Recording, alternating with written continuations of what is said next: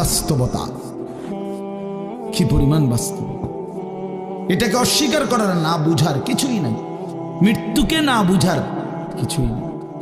কারণ এত বেশি জলজ্জান্ত আল্লাহ তাআলা এটা আমাদের সামনে দেখাইছেন, এত মানুষের মৃত্যু আল্লাহ আমাদের সামনে দেখাইছেন, এটাকে অস্বীকার করার না বুঝার কিছুই কিছুই নেই।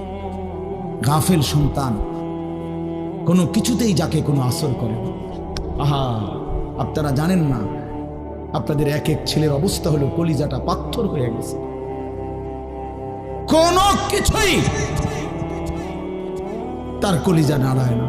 এত শক্ত জানোয়ার যে খোদার 365 দিনে কোনো দিন ফজরের নামাজ পড়ে না, একদিনও না। মানুষের বাচ্চা এত বড় জানোয়ার হয় কেন? আরে তুই কোন মানুষের বাচ্চা? তুই কোন মার দুধ খাইলি? না ফরমান।